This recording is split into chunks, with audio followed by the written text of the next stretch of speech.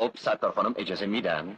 مواظب باش خیلی نکنی و یکی از اون آهنگ قشنگاتو بخون. اونم به چشم. با اجازه.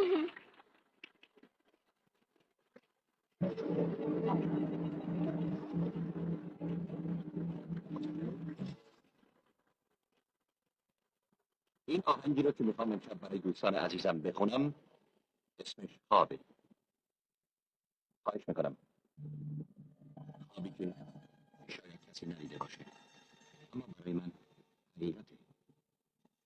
حقیقتی که امروز به صورت خواب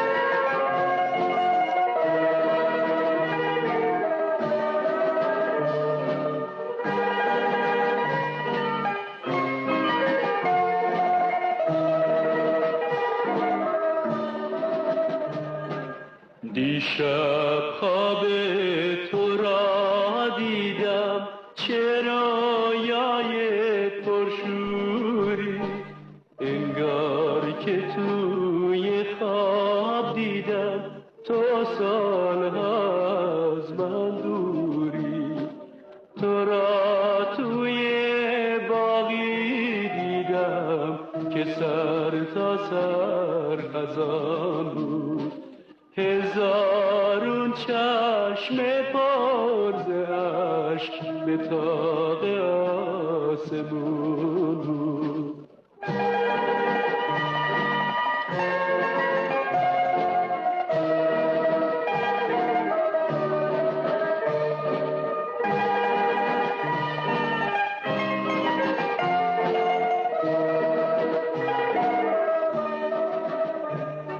مثال عکس قرص ما میون آب نشستی تا دست بردم بگیرمت پرچین شدی شکستی آه ای فلک نفرین به تو ببین چه میکشم من جدا از آن مهراب بری میون آتشم من